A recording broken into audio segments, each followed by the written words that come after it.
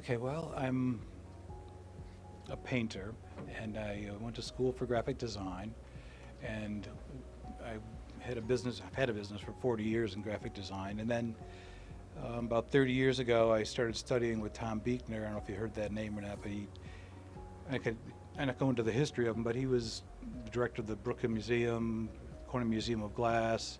He was the director there and actually started that. And he was one of the top 100 portrait painters in the country living in Corning.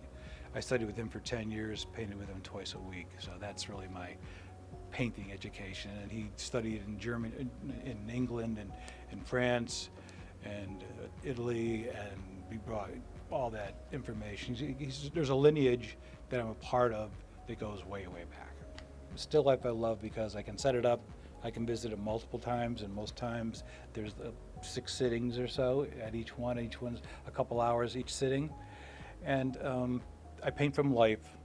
I'd say 100% I paint from life as opposed from photographs. I don't go that route at all. I try to have everything reality. So you see a lot of taxidermy around here.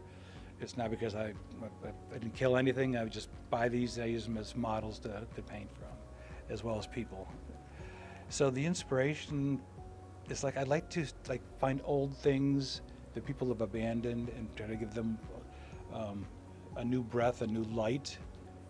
Out of the nothingness, out of dark backgrounds, out of nothingness comes a thought, and then a thought turns into a narrative. So most of my paintings are not just of apples. The apples are telling you a story, or the taxidermy creatures are giving you some sort of information of story. There's the hawk and the canary right there. We painted that.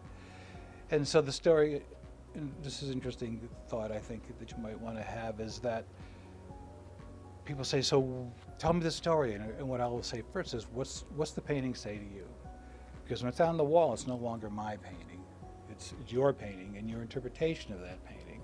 So if you respond negatively to that bird, I was just talking about the hawk and the canary, are you saying there's a couple ways of looking at it. One is the hawk is in control of that canary and not letting it fly away or it's going to kill it, or it's its friend and protecting it from the world. So what's the story, who are you, and what's the story you're saying about that?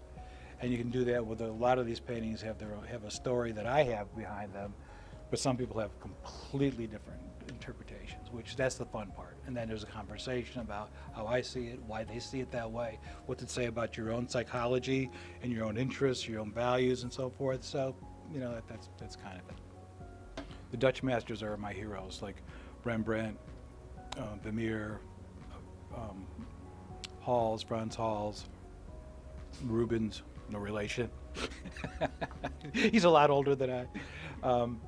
But the Dutch masters are my heroes, and Caravaggio was another one. And then some of the French, like Chardin. I love Chardin, who was a French portrait painter, French. He did everything, but he was more known for his still lifes.